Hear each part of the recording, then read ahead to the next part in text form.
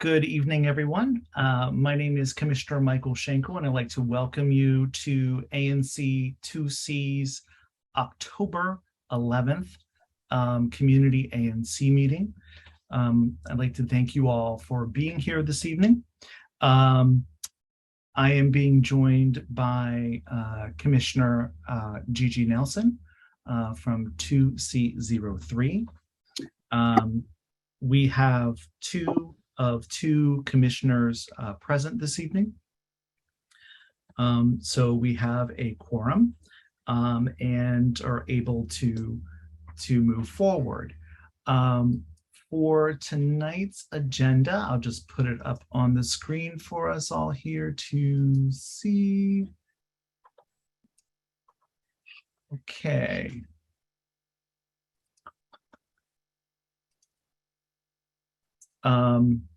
We will hear from the mayor's office, Councilmember Pinto's office, MPD 1, MPD 2. We have a community update. Tonight, we've invited Chairman Phil Mendelson to join us. We have the local events that impact the community. We have the National Veterans Day Parade coming up on November 13th. And under transportation and public space, we have two issues this evening. One is the National Children's Museum, and the second one is Napa Way Coach Intercity Bus curbside pickup location. Are there any other agenda items for tonight's agenda? I would like to approve the agenda as stated. Second. And all those in favor? Great. So 2 of 2 commissioners voting in favor of that. Stop sharing here. Sorry. Stop sharing. Yay. There we go. Okay.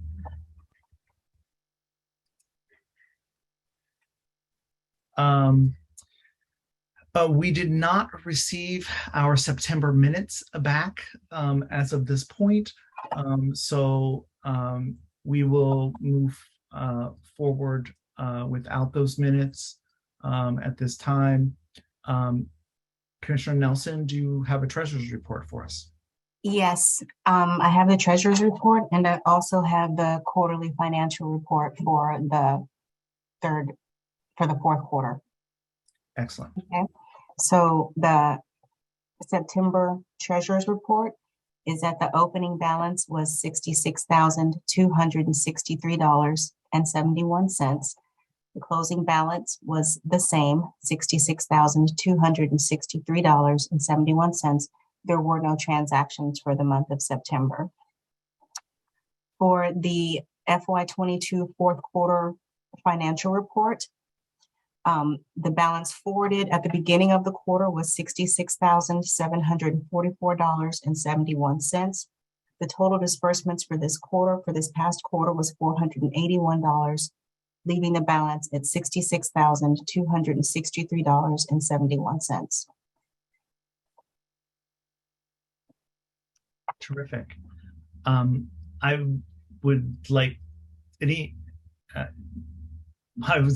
can't ask for any questions because I'm the only one that would have questions, I guess, at this point.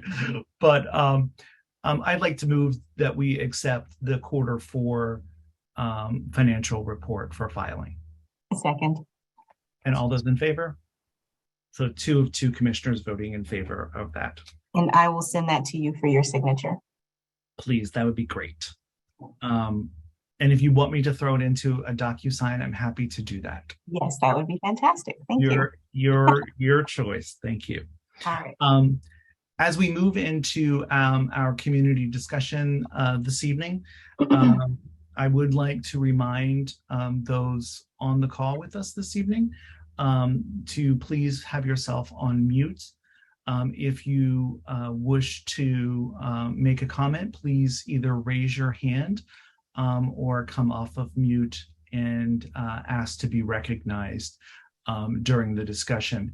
Each of our presenters this evening will have between 5 and 10 minutes to review the information that they're bringing to us. The commissioners will ask questions first, and then we'll open it up for the community to also ask questions. So I see we have Mr. Terry on with us this evening from the mayor's office. How you doing? Doing fine, thank you. How are y'all today? We are doing great. That's great. You ready for me to announce? Or we are ready for you. Okay. Good afternoon, everyone. I'm not going to waste your time. This week, we wanted to announce that this is the 100-year anniversary of Fire Prevention Week, brought to you by the National Fire Protection Association, with the theme this year being Fire Won't Wait, Plan Your Escape. It is important for everyone to plan and practice a home fire escape. Please, everyone needs to be prepared in advance so that they know what to do when the smoke alarm sounds. Given that every home is different, every home fire escape plan will be different.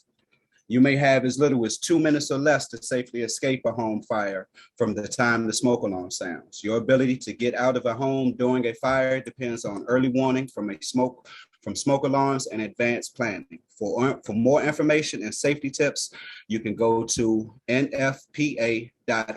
And of course, I'm gonna put it in the chats. Also, continue to feel free to reach out to me for neighborhood issues, whether with DDOT, DCRA, DC Housing, or any of the other agencies across the board. I will also leave my contact in the chat.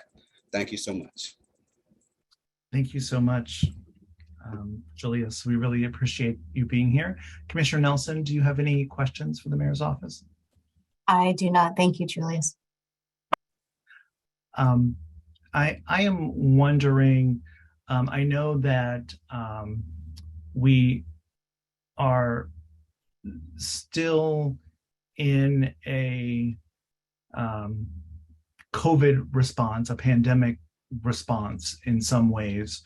I know that things have eased, but I'm wondering if the mayor is approaching the Biden administration and asking them to bring back the federal workers to the offices. Has that been a discussion that has happened at all, Julius, that you know of? So it hasn't been a discussion that I have been privy to, but I can definitely go back to leadership to ready to either report out to you tomorrow on this issue or on the next meeting. That would be great. I'd appreciate that, because we need to get our city back to where we were, and to ensure that we have the workers back in these offices as best we can. So thank you. I appreciate that. Are there any other questions for the mayor's office?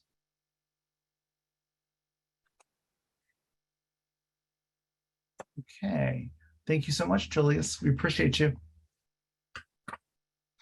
Next, we have, I believe I saw Victoria on here. Is that right? Hi, Victoria, from Councilmember Pinto's office.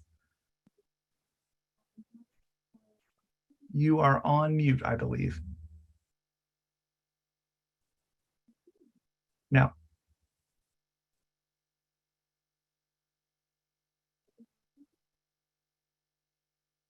No.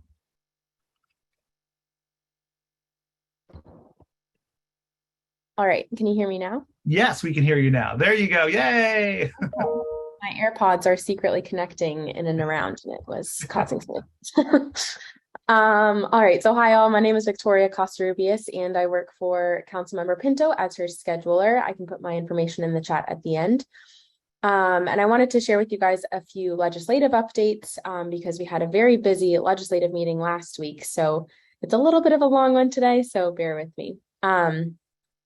So last week, on Tuesday, we had a legislative meeting, And the most headline-grabbing bill dealt with elections. So the council took their first vote on the election legislation, which allows non-citizens to vote in local elections and would also make vote by mail and the ballot drop boxes permanent. It would also close DCPS schools on primary and general election days to allow for safer voting at schools. I actually received my ballot today, which is very exciting. There was also a first vote on a bill to legally protect anyone who comes to DC for an abortion or for gender affirming care, which is very exciting as well. The council took final votes on a safe streets bill that bans right turns on red by 2025, legalizes the Idaho stop for bike and scooter users, expanded paid family leave to DC government employees to match the 12 weeks of leave that's now available to private sector employees. The council also approved changes to the new Office of Migrant Services to ensure DC residents currently in immigration proceedings are not excluded from receiving services. We're really pleased to see some of the amendments that were made to address those issues.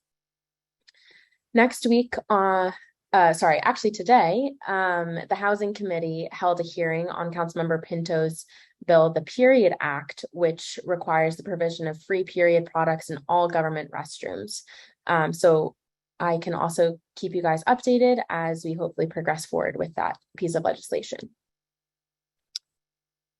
I mentioned this last month, but on October 28th, the Transportation and Environment Committee is holding a hearing on Councilmember Henderson's bill that Councilmember Pinto also co-introduced, which is the Right Sizing Residential Permit Parking Regulation Amendment Act of 2021. We discussed this a little bit last month as well. The bill would resize RPP zones from the size of a ward to the size of an ANC. We've heard a lot of concerns from residents since taking office that they can't find parking near their homes, and sometimes have to circle for half an hour to find a parking spot close to their homes. So it's clear that the RPP program that is currently in place is not working as intended. So the idea of resizing RPP zones to the size of an ANC is to ensure that residents can more easily find parking and to encourage turnover in our commercial corridors so that you can run errands in another neighborhood, and it'll hopefully be easier to find parking in all places. So if you have any questions or would like to voice feedback on the bill, I'd invite you to sign up to testify at the hearing, and I can put those details in the chat. Next up, the Committee on Recreation, Libraries, and Youth Affairs will be holding a markup on Councilmember Pinto's bill, the FUN Act, by the end of this month. This bill aims to increase council oversight of private use of public space and prevent similar situations to the use agreements we've seen in other areas of Ward 2, where we see private groups or institutions are given priority over the public without oversight. So we'll share information about that markup when the date is selected. I know that the chairman, I believe, is supposed to be on later. So this is just a quick update that the Committee of the Whole had a hearing on the chairman's bill to reform the school budgeting process. And I think that we can all agree that the current budget process lacks transparency and is sometimes not the best in serving our teachers or students. So we're really grateful to everyone who testified at the hearing. And we're looking forward to working with the chairman's team to incorporate a lot of that feedback that we received. Lastly, we're continuing to work on the Business and Entrepreneurship Support to Thrive Amendment Act, or better known as the BEST Act, which reforms the licensing processes for businesses with DCRA and reduces these burdensome fees. So this bill should also be marked up in the fall. And then to shift away from the legislative agenda, monkeypox clinics today were announced that they will merge and collate with the COVID centers in wards 2, 3, and 8. So obviously that includes our ward in ANC 2C. So monkeypox vaccines will continue to be available for first and second doses without appointment at these 3 service centers. Our Ward 2 bike ride, which was supposed to happen on October 1st, had to be rescheduled due to the weather. So it is now on October 22nd. And we really do hope that you can join us. So I'll put those details in the chat so that we can hopefully finally see you all in the community. As a reminder, it'll start outside of Kennedy Rec Center on 7th Street. We'll bike west to Franklin Park, head to the Spanish Steps, and finish in Rose Park in Georgetown. And finally, leaf season is upon us. I don't know if this is as relevant for ANC2C, but just for all folks' awareness, leaf collection will begin on November 6th. So I'll post the link to the chat to the DPU website leaf page, which has the brochure on receiving in the mail a map of the Ward 2 collection dates. That is it for me, and I will just start posting all these links in the chat. Awesome. Thanks so much, Victoria. We really appreciate your update. I know that I had received a couple of emails regarding the right-sizing legislation that is being proposed, with some very great questions being asked. Well, one, I know the last time we were asking, will the residential permit parking be expanded to include downtown DC in that legislation?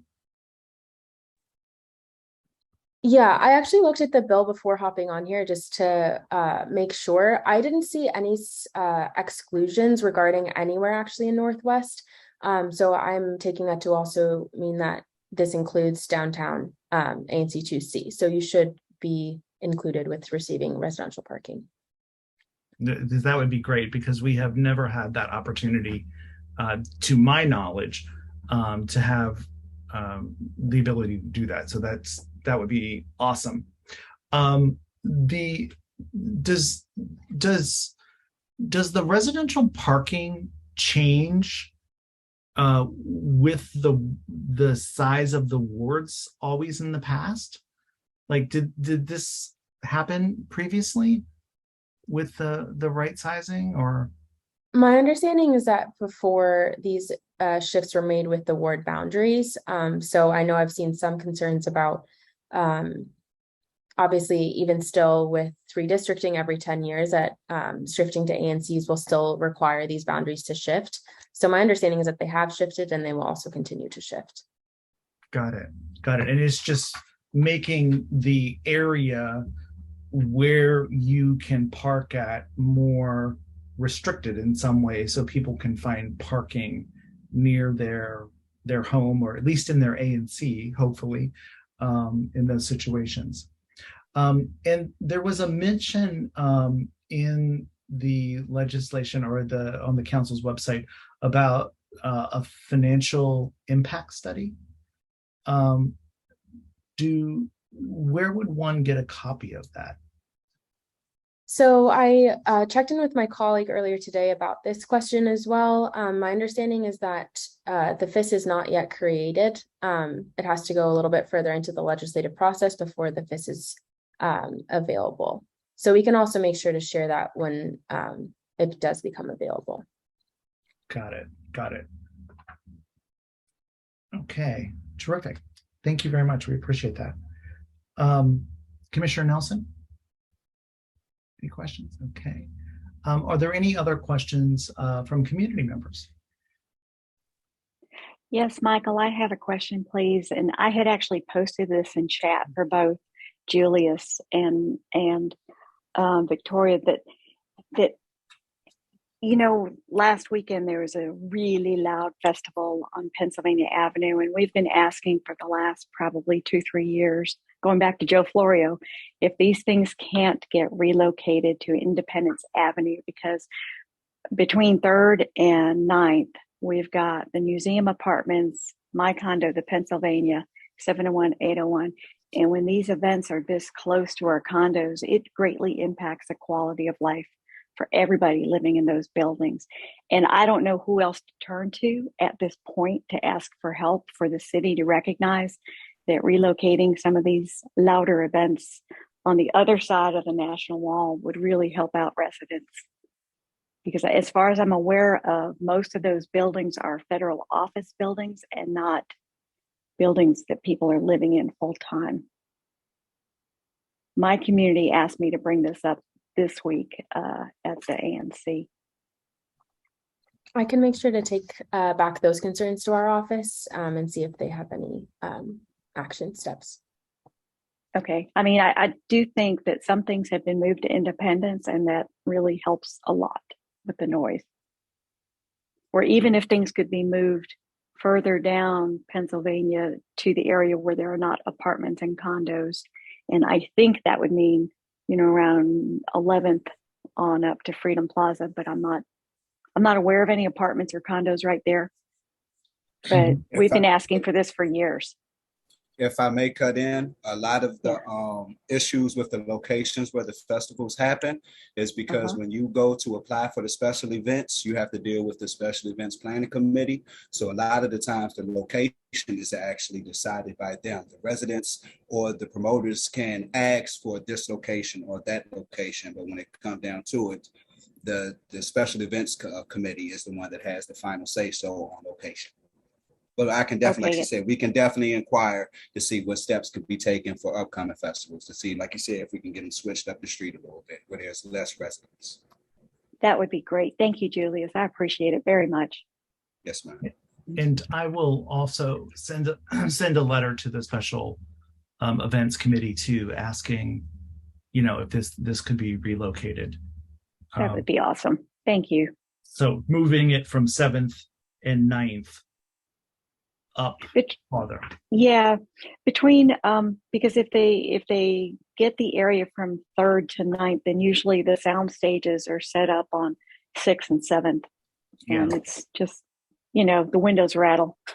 Yep. I mean, we're all glad to see people having fun, but having your windows going like this the whole time on a weekend is just hard to bear. I got it. Yeah, and no one expects total peace and quiet living in the city. We get that. Right. But when your windows and your chandeliers are shaking, that could be a problem. Definitely. Exactly. Thank you. You're very welcome. Any other questions for Victoria? Terrific. Thank you so much, Victoria. We appreciate you being here. We'd like to move on to MPD 1, and I think I saw Captain Roth on here. Yes, sir. How you doing? Hey, good. How are you doing, Captain? Good. I won't take up too much of your time. I'll just to say this 30 days looks very similar to the last 30 days. We did have a slight increase in robberies. Last 30 days, we had 3 of them. This 30 days, we had 7.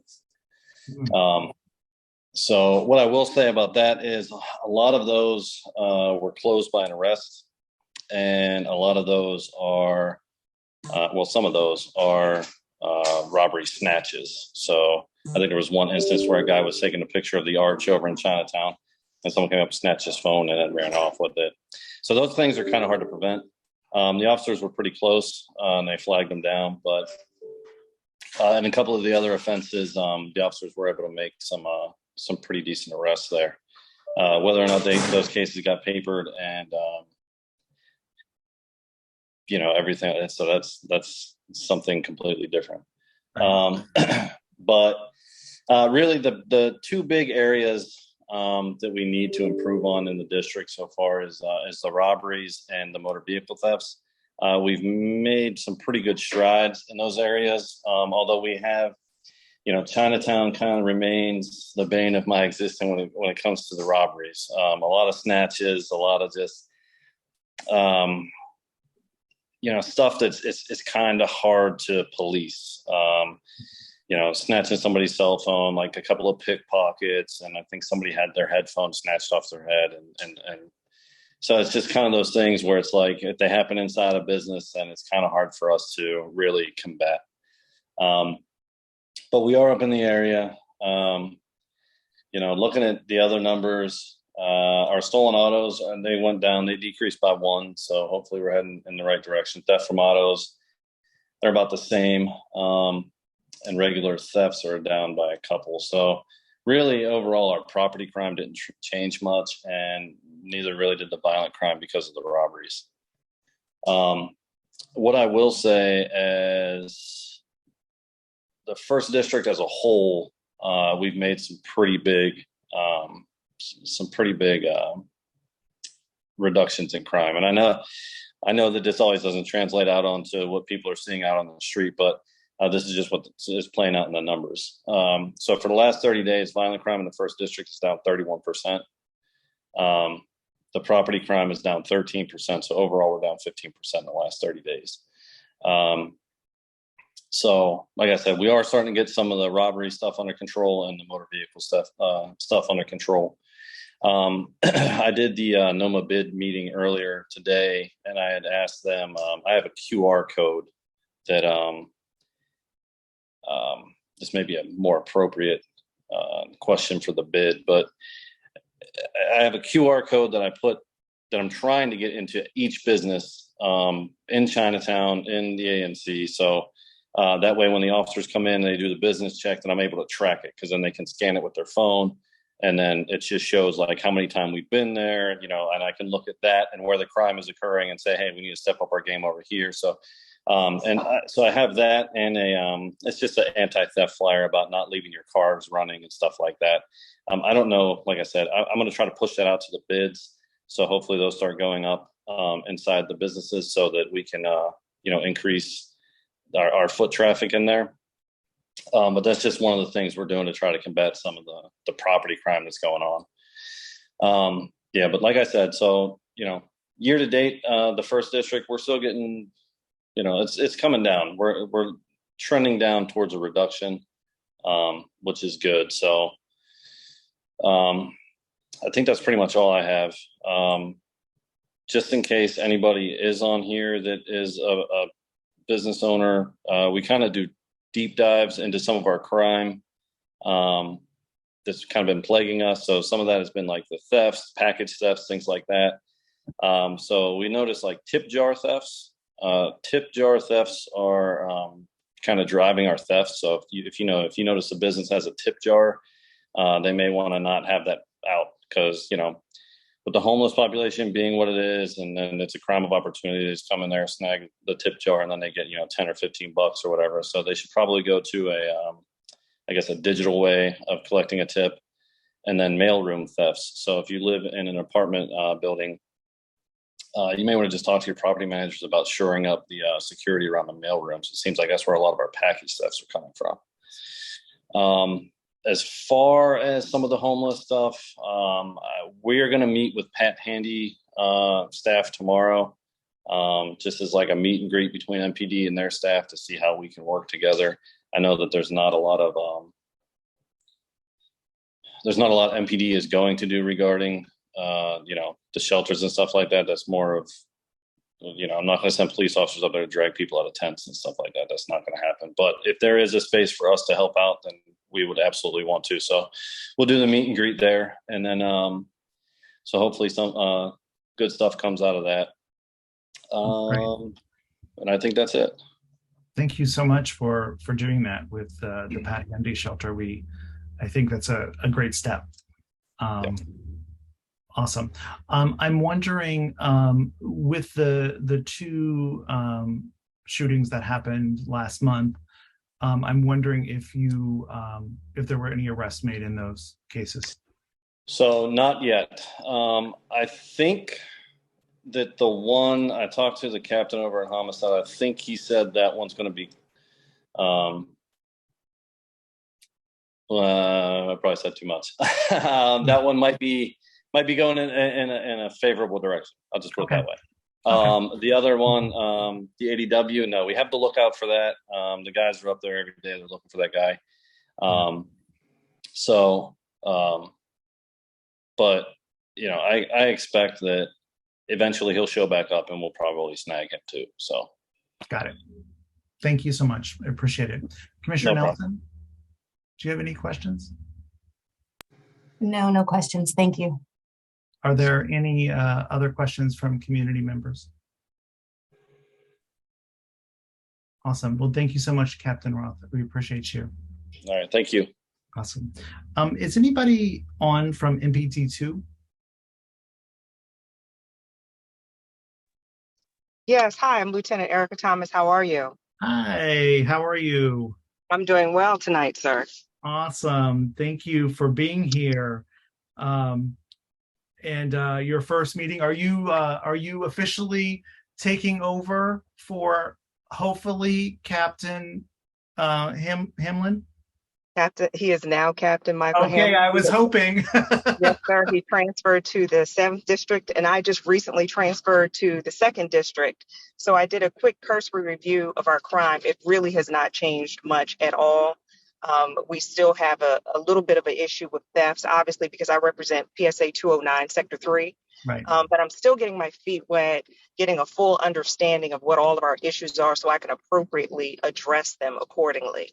So I wanted to be on this call tonight. It was very important to kind of see what the issues are, the concerns, who the stakeholders are, et cetera. Right.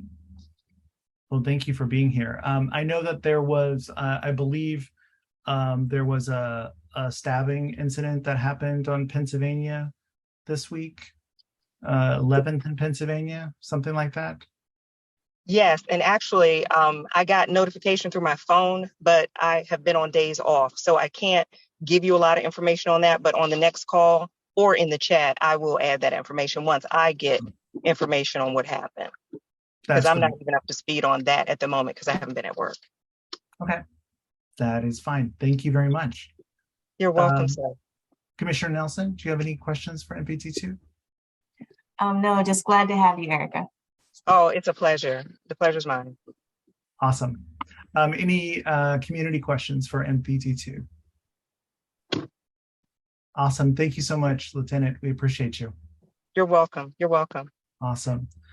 I know that Chairman Mendelson, I saw him appear. I know that he's supposed to be on in the next couple of minutes. Why don't we move forward with... It looks like Declan is here. Does he know? Do you think he might know? Yep, the chairman's working on joining right now. Should be just a couple of minutes. Okay. Thanks. Sure.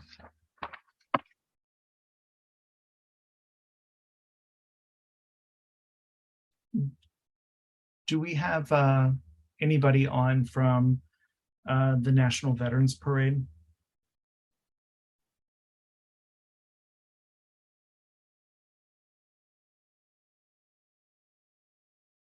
Okay.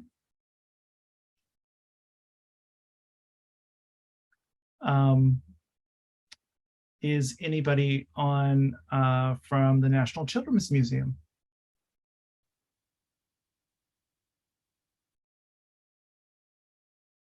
Okay. Well.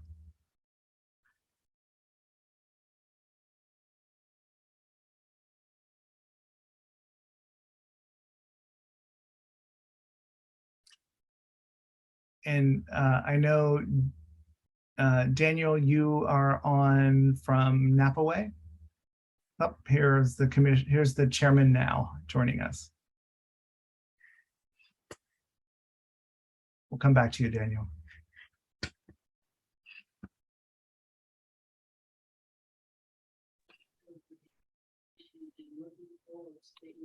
Hi, Chairman Mendelson.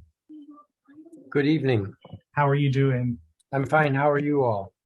Very good, thank you. We have a small but mighty group on this evening to hear from you.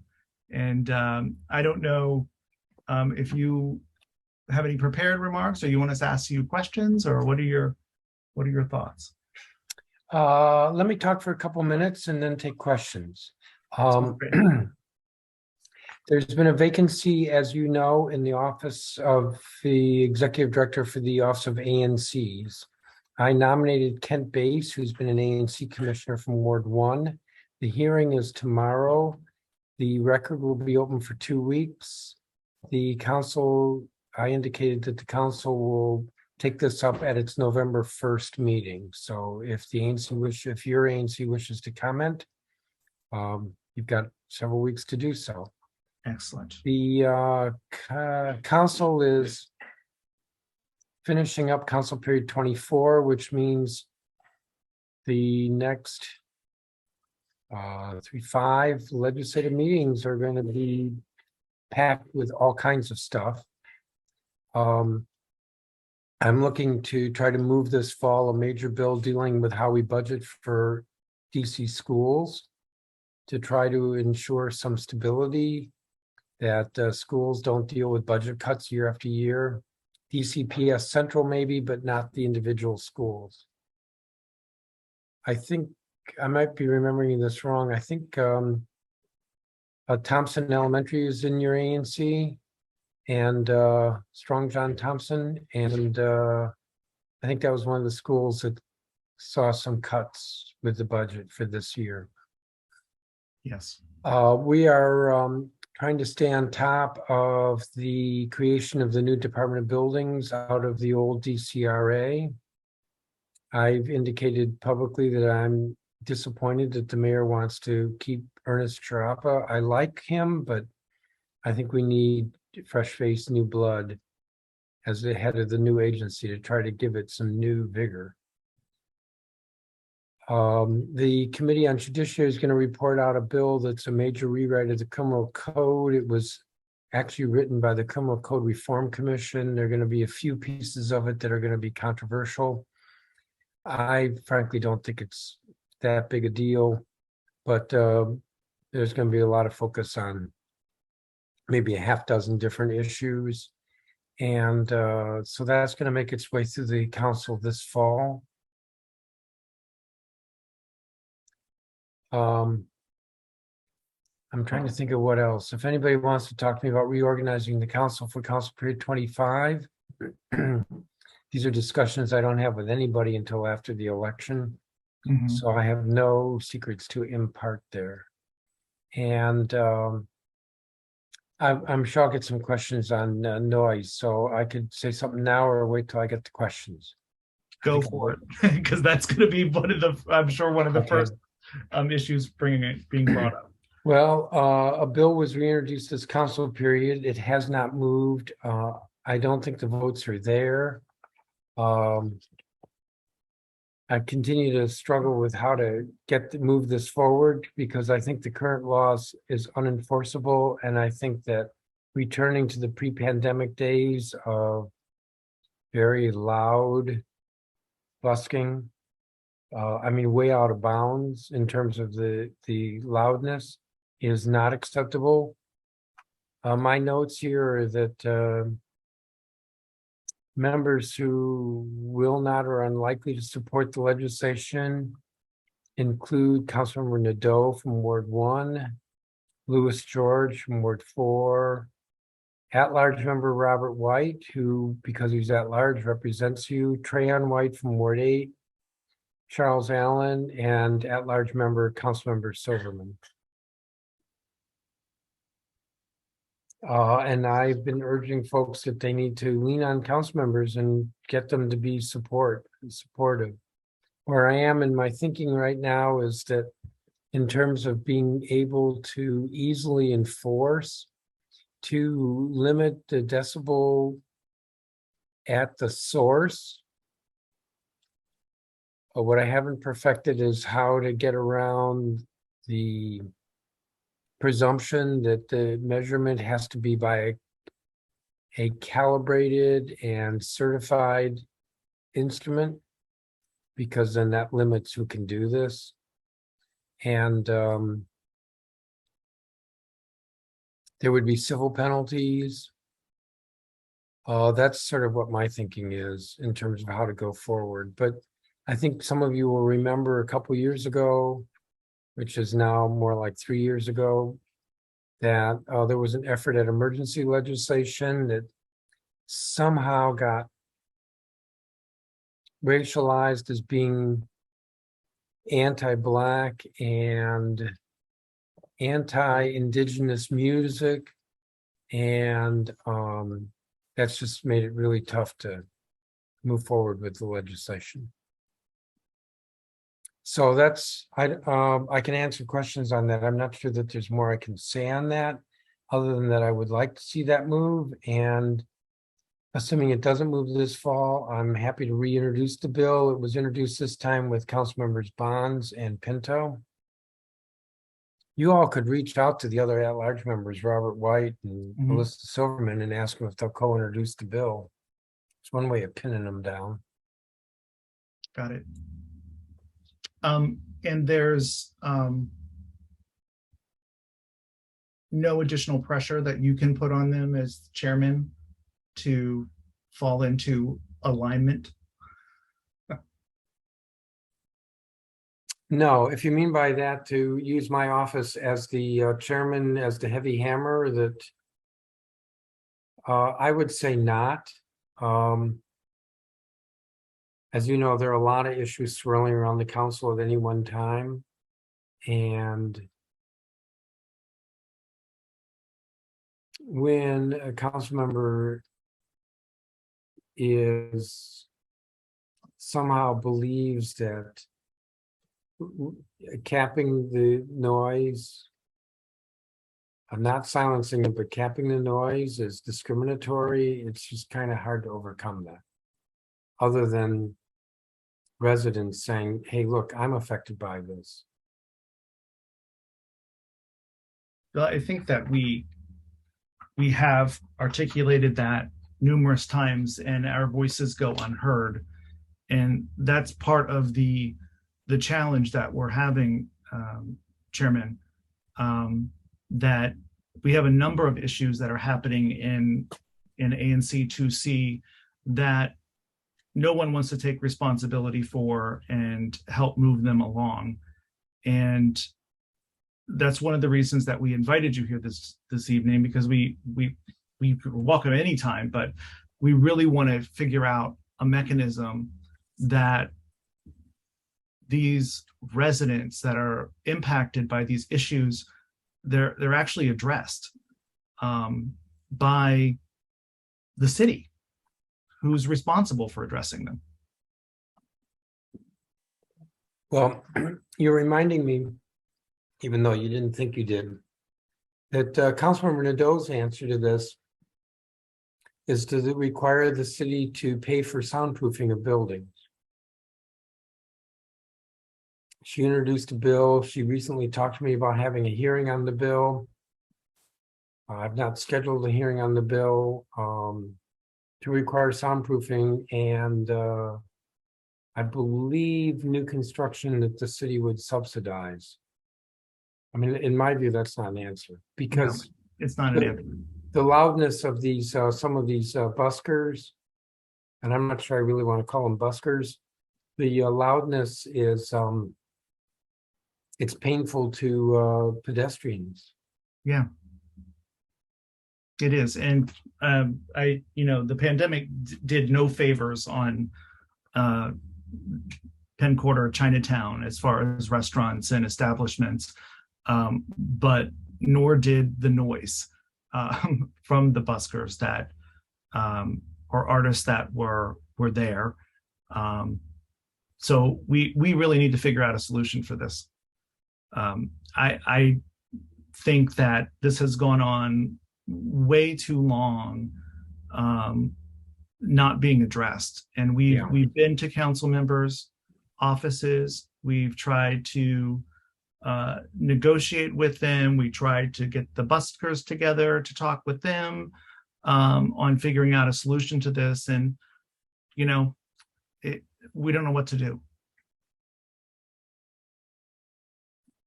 Has any council member other than Brooke Pinto indicated support? I should say Brooke Pinto and Anita Bonds, because they both co-introduced it. They co-introduced it, yes.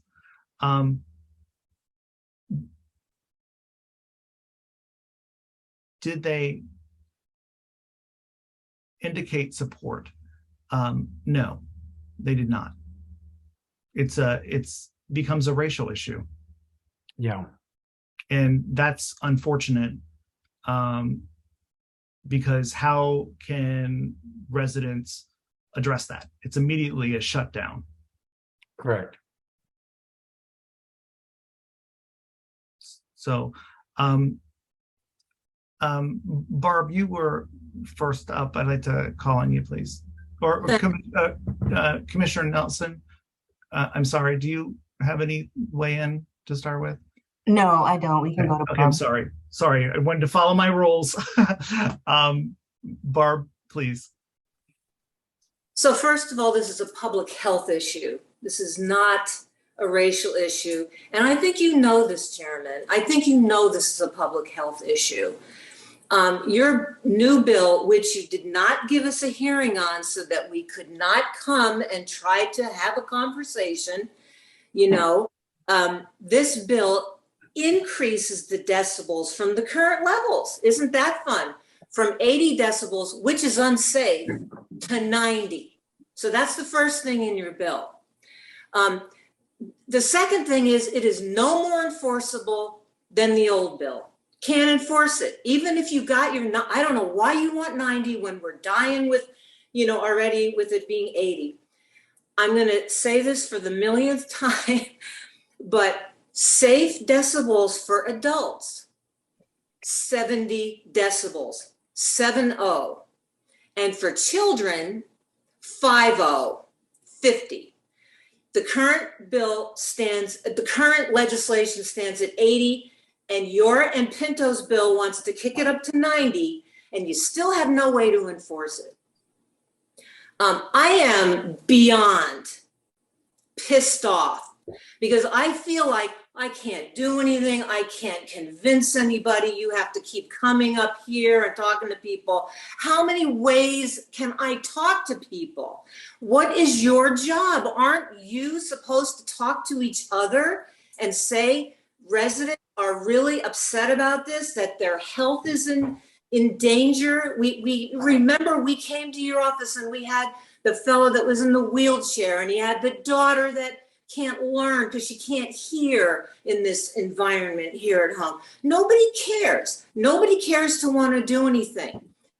In my opinion, if we're not willing to use the legislation that John Bucher, who I know you know from Aaron Fox and others put together, since we're not going to be doing that, what if you just get rid of amplification? I know that won't solve all of it. Not by a long shot, not going to solve the drummers and the horns, but for God's sakes, if at least you'd stop the amplification, that would solve a lot of it. So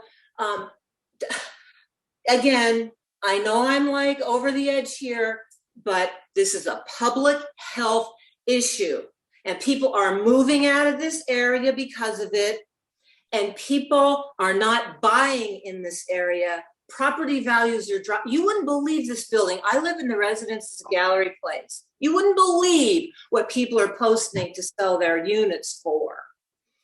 And you have been here, Chairman. You have listened to this from units here. You know what we're talking about, right? And I mean, if you're not going to be champion, who would? Yeah, well, yeah, thank you, Barb. I appreciate your comments, and I'll let the chairman respond if he chooses. Well, the bill was introduced. I haven't looked at the bill recently. The bill was introduced at, I think, 90 decibels, because my thinking was that that's what could get through. And 70, if I remember correctly, is conversational. I don't see that having any chance at all. The buskers who were busy opposing the legislation, if I remember correctly, wanted 110. And I assume you know that 110 is like literally ear splitting. So that's why it was 90. I'm not quite sure why you say it's unenforceable. As for the amplification, the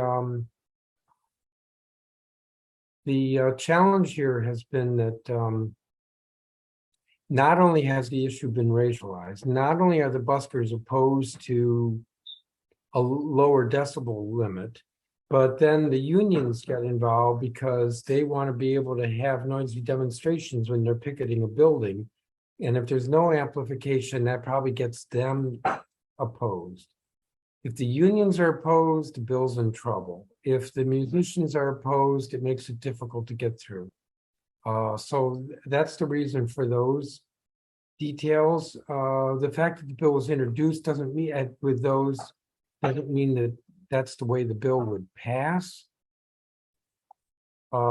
Which is to say, it still could be adjusted. Why do you say it's unenforceable? Well, tell me what the enforcement is in your bill. Well, if I remember correctly, MPD or any city official could do a measurement and issue a civil fine. And how do you find the people? How are you able to find anyone when they're not registered, right? Like, how in the world would you find people? That was the same problem with the current situation. How in the world do you find them? You can't, you ask them for their driver's license. Oh, I don't have it. How in the world would you enforce that? That has been a long-standing issue. Okay, so if what you're saying is the only way to enforce it is to require the individuals to register, that creates its own host of opponents. Then how are you going to enforce it? Then what is your plan to enforce it based on your new bill? Well, if I remember correctly, and I don't have the bill in front of me, an MPD officer could go up to a musician and pull out his noise meter, determine that it's over 90 decibels, and issue a ticket. My understanding is only DCRA has legitimate, decibel readers. That's been another problem, remember? Well, I indicated earlier that, and I don't think the bills introduced has this completely worked out, but I think that in order for this to be enforceable, it can't be a certified calibrated meter. I would agree. I would agree, but this has been a long-standing issue. DCRA has to take the readings, and they're only work till 5 o'clock. I mean, we've been through this so many times, right? Yeah, the bill doesn't require that. The bill doesn't require DCRA. In fact, the bill was trying to get away from that. Away from DCRA, yeah. It'll be difficult to enforce if it requires a calibrated certified noise meter, because very few people have those. And then, of course, they could be challenged whether they were recently calibrated correctly. The bill's not going to succeed if only DCRA can enforce it. I agree. That's been a problem. So those are not issues. Yeah. It's limiting the noise. That's the issue. One version was that if it could be heard from 100 yards away, that in my view, that's not reasonable. Plus, it would get a lot of opposition from the unions. But that works in other cities. And, John Booker and his folks found those, the data from other cities that's what they in fact do. So no meters are needed. And I thought you were on board with that. I'm sorry, I don't mean to overtake, Michael. I see you. I apologize. Well, I'm not on board with an approach that says can be heard 100 feet away, because 100 yards away, because a bus can be heard 100 yards away. I don't think that, and plus I think there would be enforcement problems if anybody ever went to court, because it's a bit vague or broad or both. Mm-hmm. It said 100 yards away, and it has to be discriminable. So in other words, it can't just be sort of like muffled, whatever. You have to be able to even state what the song is. You know what I'm saying? It's not just 100 yards. I know. So I've been out there several times measuring noise and checking things out. And I remember walking down H Street and being near the restaurant that's got the flame. I don't know if it still does, with that flame that burns. Matchbox. It didn't used to be a matchbox, but yeah, okay. And I could hear rather distinctly from the corner of 7th and H. Yeah. And those were not loud buskers. That was like buses and other noises. I could clearly distinguish them. We have Howard Marks has his hand up. Howard. Chairman Mendelson, thank you for joining the ANC meeting tonight. So I can't say much more than what Barb said. I'm the vice president of the condo board here at the residence at Gallery Place. I think something for the council and for you, Mr. Chairman, to look into. Right now, we have a 10 p.m. citywide noise curfew, and it works. Yes, it works. The MPD enforces that 10 p.m. curfew. When we call down and tell them that there is a busker, loud noise, whatever, they stop the music. They, I mean, that's not a pun. They literally, we could have great confidence in the MPD. So why don't we move that up to 9 p.m.? I mean, it's not the great solution we're looking for. It's not the end of this problem that we're having, but it's enforceable. It's certainly a metric that doesn't require any sophisticated equipment other than a watch, okay? It is certainly not racial because it's equally applied in all 8 wards right now. It's defensible. People have work the next day. They have school. They need their sleep. And our building right now is now the number of people of color that live in our building is increasing. Yes, we're not sort of, gentrification folks anymore. We may have been when the building opened, but now it's a very racially diverse. So that argument can't be thrown in our face anymore, Mr. Chairman. In any event, why don't we work together to see whether we could move up only by 60 minutes that noise curfew? Could you join us in this effort? Can we fashion legislation that would be citywide, bring in the progressive wing of the council, the progressive bloc, and let's do it. I think it's doable, Mr. Chairman. That's all I have to say. Yeah, I've not looked at that recently. I'm willing to take a look at that. I don't think that solves the problem, but you didn't say it solves it either. The buskers, when they get going at 7 o'clock in the evening or 5 o'clock in the evening, they're still pretty loud and it's pretty painful. Mm-hmm. And that's what I would like to deal with ultimately. But I'm more than willing to look at the 10 p.m. curfew and whether we can move that earlier. Thank you, Mr. Chairman. And we stand ready here at the residence at Gallery Place to work with you and your staff to document the reasons why this is a non-racial, non-discriminatory first step. You're totally right. It doesn't solve the problem, but at least it removes some of the worst aspects, going till 10 p.m. And also, just one more thing. The buskers work here to try to get money from concert goers at the Capital One Arena.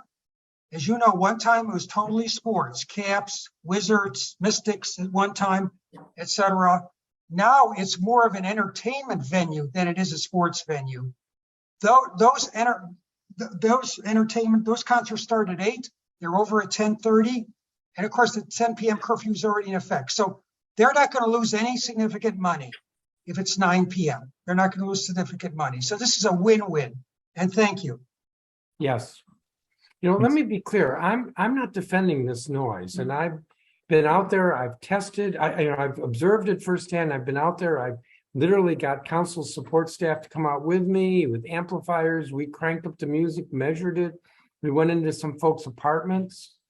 I'm interested in a solution that is easy to enforce, an easy way to determine what is too loud, a way that is easy to defend in court should it be challenged for being vague or overly broad. But my challenge here is that members have not been supportive of this, that the buskers go to them. There's a very active, it's still active online, Don't Mute DC. And that's been the challenge here, is that opposition.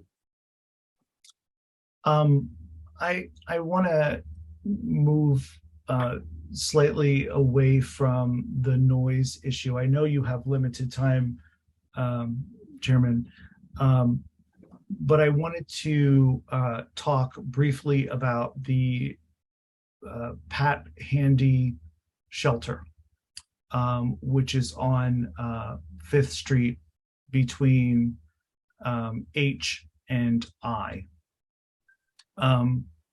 This shelter was formerly a women's shelter, and the women were moved out of the shelter to 11th Street, to what was the hostel downtown, and because the shelter was in dire need of repair, and that was 3 years ago, when they were supposed to be out for only a year, and they moved men into that shelter, and now that shelter is being used for men. We've had significant problems with DHS, the shelter operators, in maintaining peace and order in the neighborhood. We've never had this problem before, and we want that shelter closed. We want it closed down, and we want it repaired, and the women moved back to that shelter.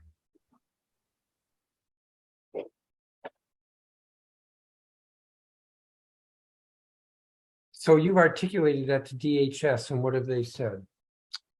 Everyone points the finger that it's someone else's issue. It's General Services issue, because General Services didn't pull the permits to have the shelter done. They now say that it was not an immediate need to move the women out. It was just something they were able to do when they did it. And no one takes any responsibility for the problems that are being created, the inability for people to access the bathrooms in the shelter during the day. The list just goes on and on. And we've had DHS come to these meetings, and they don't seem to do anything.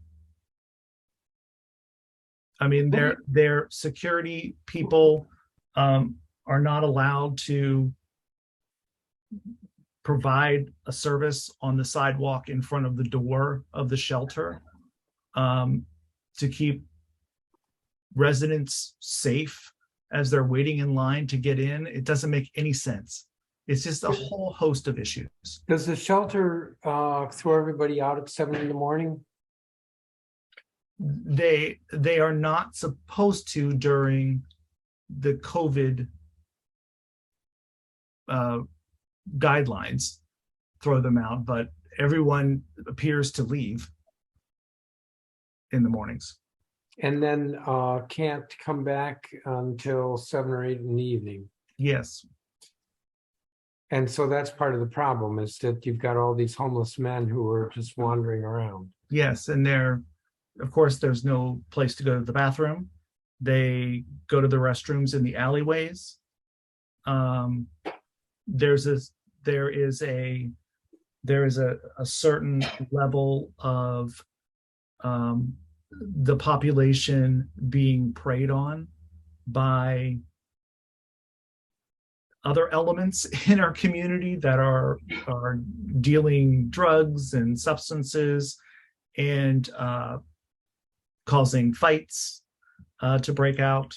It's just been a real issue for the last 3 years, and we don't want the women to be permanently located over at what was the DC hostel on 11th Street, because that was supposed to be a temporary space. That's how it was sold to the community. And we really need to, keep the word of these agencies. And we just can't figure out why this is going on like this. And I don't see any of the, I don't know if any of the folks are on from the 6th Street flats tonight, but the apartment building right next to that is consistently challenged with, all kinds of issues with the shelter. And this was not an issue previously. This has just been an issue during COVID when they decided to move men into the shelter they closed because it was in dire need of repair. Yeah, I have to say, I'm not getting the irony there that it was in bad enough condition that they moved the women out and then they Yes. moved the men in. Yes. What has Councilmember Pinto done? This is in Ward 2. What Yes, is it's more too. Yes. We've had meetings with council member about this. There has not been there's not been much action. Victoria, maybe if you know, the council member has been helping to address some of the policing issues, the security issues around this issue. But we really need to get to the heart of the problem. Either the shelter needs to be fixed or they lied to the community. I know that this is something that our office is frequently checking in on to try and receive more updates, so I can make sure to express how important it is that we do receive updates. But I know that this is something that's front of mind, but I don't have any additional information to provide. And Michael, may I add a couple of Please. words to this? So at one point in time, Chairman, we actually worked our way up to a meeting with the mayor and thinking that that would lead to better communication and better integration between city services that have different pieces of ownership of this. We as a community cannot get responses from DHS. We as a community have seen no action from anybody we've ever taken this issue to. Nothing has changed. It's infuriating. It's frustrating. These men need help. Like Michael said, they're being preyed upon by other elements in the community. But the neighborhood has changed as a result of these problems. And it's not just in Chinatown, the urination and defecation, all of that and all the issues that come from the shelter travel down to the southern end of Penn Quarter as well. But we literally cannot get response from anybody that we have taken this to, anybody in the city, any agency, any leader, anybody. Let me work with Councilmember Pinto and try to figure out what the executive says they're doing and what their intention is. Mm-hmm. And then follow up with you all. That would be great. We'd appreciate that. And just as a last issue for me is doing away with the COVID public health emergency standards and returning to a state of normalcy. The fact that we have people sleeping in parks, the fact that we have no office workers downtown. These are all major challenges that continue to be perpetuated by some of the COVID guidelines. And I'm a public health person, public health practitioner, and I understand those concerns, but we do have to return to a place of normalcy in our city and enforce the rules, police have not been taking people or arresting people or issuing citations. I may be speaking incorrectly from what was said to us previously because of COVID restrictions. That has been a real problem in trying to maintain the safety and security of our neighborhoods. We need to have repercussions for people who do things in our community that are not appropriate.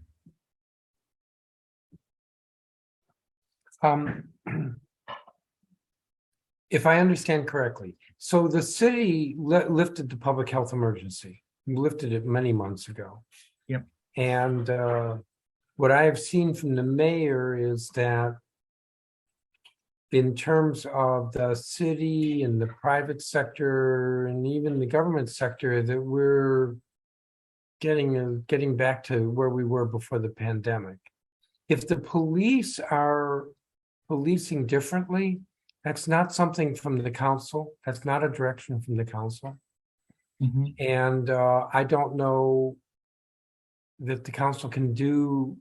I mean, maybe the Judiciary Committee chaired by Charles Allen could have a hearing on it, but I don't see, because it didn't come from the council, it's not legislation. I don't think that it's, I don't think the solution is there. It's more with the mayor if it's the police. Yeah. In terms of the federal government, I don't know what to tell you, because the federal government still is not completely reopened and all of downtown is suffering as a result. Has anybody approached the Biden administration about bringing people back? I don't know if that's a council, a mayor, both. I can't say that the council has, but and I can't tell you exactly what the mayor has done. Yeah, there has been talk about trying to reopen the city, but the federal government, well, you know, we're not responsible for the federal government. They have their own mind when it comes to their personnel policies. Yeah. Yeah. So I don't have an answer there, but in terms of police operations, that's not something that's coming from the council. Got it. Got it. Okay. I know that we're past our time, Chairman. I don't know if you have time for another question or not. I was going to say maybe one more question. Sure. Howard? Yeah, it's not a question. I just wanted to give a shout out to you, Mr. Chairman. Metro fare evasion has been something that's really hurt our neighborhood. Both the Gallery Place and Anacostia stations lead the entire metro system in the number of fare evaders. And you're the one that stood up when the council foolishly moved forward to decriminalize fare evasion. You were the only one to stand up in the council to say, no, this is not a good idea.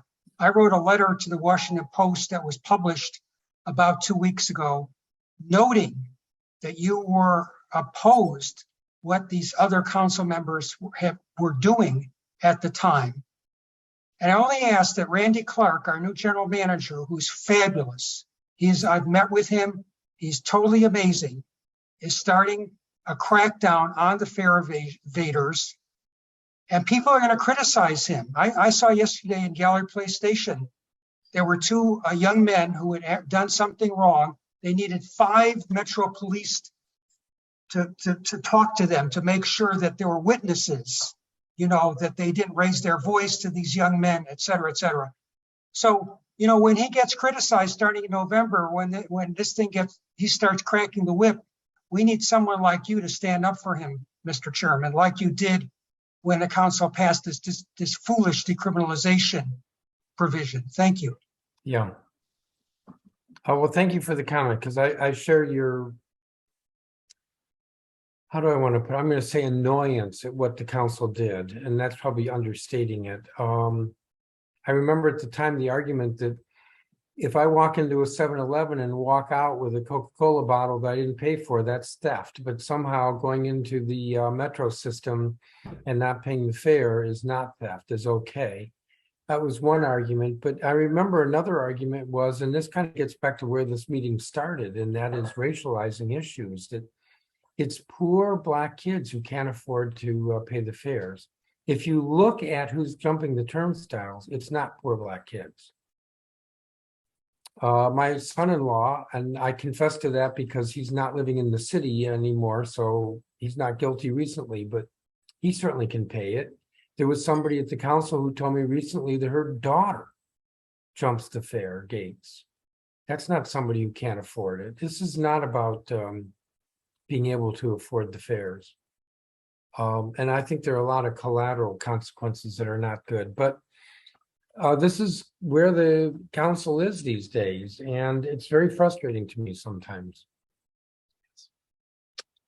Well, thank you very much, Chairman Mendelson, for being here tonight, for taking your time to hear us, and we'll definitely follow up with you on these issues and hopefully see a resolution for them in the next cycle. Yeah, thank you for your time, and thank you for inviting me. And I'm happy to come back whenever you want. Great. Thank you so much. We really you all appreciate have a good evening. Thank you. Thank you so much. Thank you, Declan, for being here and getting the the chairman. Thank you. I just wanted to go back through. Is anybody from the National Veterans Day Parade?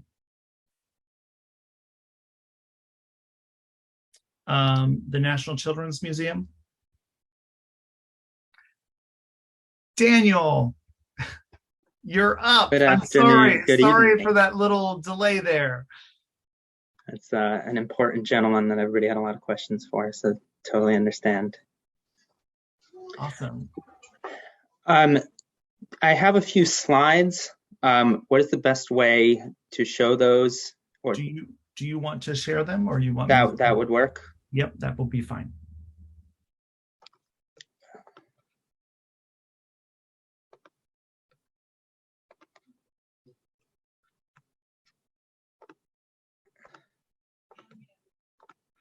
Can you folks see my screen? We can see your screen. Excellent. Well, thank you for taking the time for me today. I'm here representing Napa Way Coach. We are a provider of premium intercity, primarily sleeper coach services, with a hub out of the district. We've been working on this for a number of years and launched over the summer with the idea that basically we have a premium seat that converts into a full flat bed. Think international business class on an airline on a flight to Europe, but converted and adapted for motor coach. So we provide easy, convenient services between, medium distance cities, primarily leaving in the evenings. You can get on, get comfortable, get some work done, get a good night's sleep, and arrive downtown the following morning. So it takes out the hassle and the stress of flying, or the annoyance of having to drive yourself quite a long distance. And with the mess that flying has been over the summer, especially this year, we feel this is an attractive option as an alternative to that. I have a short video that just kind of covers, mute the sound. If I can play this, just a picture's worth 1,000 words in this context. So I'm just going to play the video, which kind of gives a brief glimpse on what it all looks like and how it works. It's about 40 seconds long.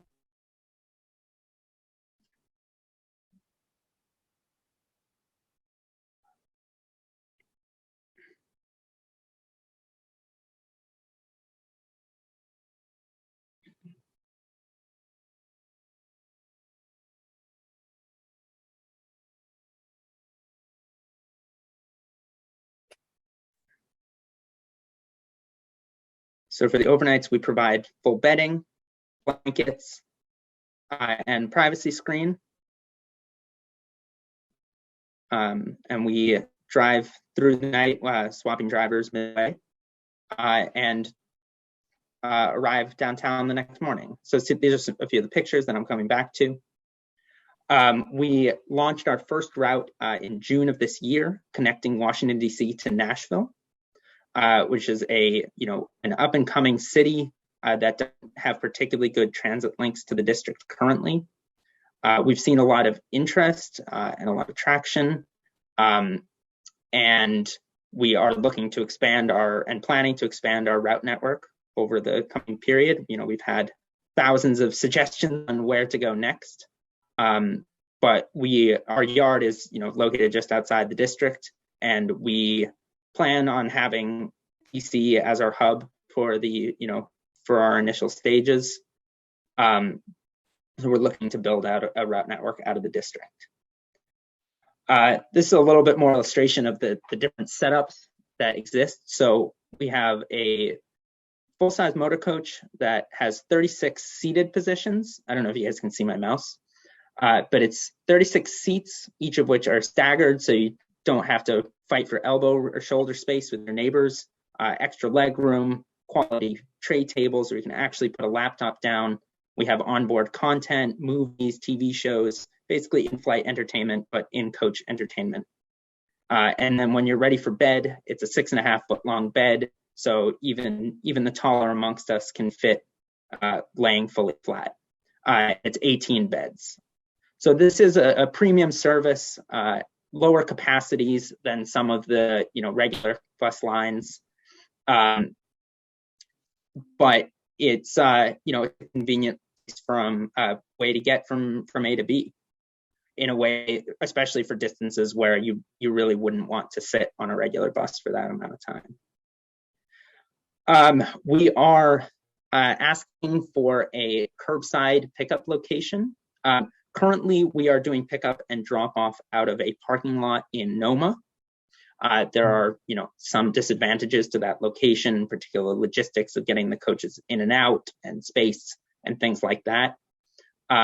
We have been in conversations with DDOT and some of the folks out of this ANC as well about finding a suitable location in the downtown area. We feel strongly about connecting downtown to downtown. We want, right now we get, for example, we get in a Monday morning at 8 a.m. and especially as the city returns to normal and office workers come back, we want to be able to bring them into town where they're going to go straight to the office and not have to travel or take a cab ride from the airport or take an hour transit ride from the airport, for example. So the downtown location is important. In cooperation with DDOT, we have sort of soft circled a potential location here, located on 12th Street between G and H. It is quite close to Metro Center subway, which connects to large parts of the city for intermodal connections. It is currently utilized as metered parking, and there's no retail frontage at the location. So the issues that still need to be worked out with DDOT, if we have the support of this committee and this community, there's an ADA parking meter that needs to be relocated, and there's a mobile vending zone, and we are in conversations with DDOT, and basically they would look for a different location and probably also bring those alternatives to this ANC for confirmation for that. But there's no retail frontage. We wouldn't be blocking anybody's access. There is lots of sidewalk space. We don't have quite as many passengers, so there wouldn't be large crowds gathering. And it is well transit connected. We believe strongly in transit. We're a transit company. And we want folks to be arriving by transit and not via private car or cab. Though obviously that option does exist if people choose to use that. I'm happy to, I don't know if there's things that I haven't covered that would be helpful. Happy to take questions from there. Great. Thank you so much, Daniel. I really appreciate this. Your concern is that DDOT would have to relocate this meter and what is it? A mobile what? Mobile vending is a food truck zone. Oh, a So food truck zone. Oh, gotcha. yes. But There's a food truck zone that's from 10 a.m. to 2 p.m. or something, and apparently they are working on restructuring this program anyway. Yes. In terms of locations, I think this may have been sort of a temporary or ad hoc location to begin with. So I think they're working on a more formal program, and they seemed open to finding a different suitable location for that mobile vending zone. Got it. And your buses or your coaches would be there typically in the evening. So our current schedule, we leave our primary schedules right now leave at 10 o'clock in the evening, get in at about 8 in the morning, pick up and drop off. We are looking to add to that schedule. So we would want to have a space where we have the flexibility to add additional departures. This is a service that can't, right now it is run overnight, but as you saw, it does have the 36-seater capabilities. Yeah. We are looking at other destinations that wouldn't necessarily leave quite as late at night. But today, yes, they leave primarily later in the evenings and arrive in the mornings. So these spaces this area would be like a 24-hour reserved area for the pickup drop off, you think? I believe that the way the system works is we have to provide at least prospective schedules. Yeah. We would certainly prefer to have a space that we can use across the day. The 24 hours are really more relevant from morning to late evening. The overnight hours are less important. But ideally, we would like a space that we can, especially over time as we build out our schedule, have on an all-day basis. Got it. Terrific. Commissioner Nelson, do you have any questions? No, I don't have any. Thank you. I think this is a really good location. You're metro accessible, right off the metro. There is shelter there if it's inclement weather for folks to access. There is even the overhang of the Macy's. I don't know if I should advertise that, but that's there that people could stand under as well. Are there any community questions or concerns? Go ahead, Howard. You're on mute, I believe. No concerns. I was on your website last night in preparation of your presentation. I didn't see any information about fares. Maybe I didn't search correctly. So sorry, please finish your question. If there's I didn't. Maybe I'm sure it's there. I just didn't find it. So. Sure. So our fares are in our booking platform. They do vary a little bit day to day, so we don't just publish a set fare schedule on the site. If you go into Book Now, it takes you to our booking engine, which shows all the fares. Our trips to Nashville start at $125 each way, so it's not an inaccessible price point. It's not a bare bones fare. We're not trying to be and not trying to compete with Greyhound. But it is a reasonable price point that most folks can allow themselves, at least sometimes. I'm kind of a transportation person, so I know Southwest Airlines Nashville is their big hub in their system, low fare carrier. Why do you think you'll succeed when people could fly on Southwest with that fortress they have, hub fortress in Nashville? So I would encourage you to look up the actual fares for a flight from DC to Nashville, especially, a week or 2 weeks or 3 weeks away. Southwest, despite their history as a low-cost carrier, has been slowly becoming a big four carrier over time. We've been seeing $200, $300 fares to that destination from Southwest. And it's in some ways, as a transport fan myself, it's kind of sad to see Southwest fares rising so much. But even on ignoring the cost of getting to the airport, ignoring potential savings on a hotel room, Southwest doesn't charge for bags, but some of the miscellaneous costs associated with flying, their prices just have gone up quite a lot in the last couple of years. Awesome. Any other questions?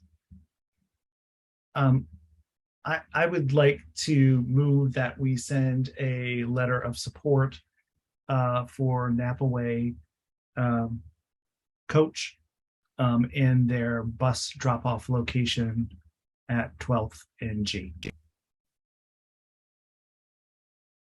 there a second? I think you said you Sorry. Second. Second. Second, got it. All those in favor? So 2 of 2 commissioners voting in favor. So we will get a letter off to DDOT for you, Daniel. Thank you very much. And I believe that DDOT will need to come back with proposals on the mobile vending and ADA accessible meter. Got it. Sounds great. Thank you so much. Thank you. I just want to do one last check. Anybody from the National Veterans Parade? Anybody from the National Children's Museum? All right. 2 things just as announcements. Our next meeting is going to be on November 15th. This is 1 week later than we normally are. It will be the 3rd Tuesday. We have planned that meeting so that it doesn't coincide with Election Day in the district, so that people can vote and not feel like they need to come to an ANC meeting. I am going to be reaching out to the ANC individuals who are running for your ANC commissioners, and will be hosting a meet and greet, I guess I would say, with those commissioners. And I haven't spoke with Commissioner Nelson yet, but maybe Commissioner Nelson would like to help facilitate that meeting if she's available to do so. But we'll see. But that will be happening before the end of the month, so that people have the opportunity to meet the commissioners. Any other announcements? All right, then I move that we adjourn the meeting. Commissioner Nelson has said she seconds. All those in favor? 2 of 2 commissioners voting in favor. Thank you all so very much. I'm glad you can read lips, because I just realized I had it on me. Michael, I sent you a short logistical message in the chat. Yep, I am typing in my number to you right now. All right, thank you. All right, thank you very much. And we will see you all in November, if not before. Good night, everybody.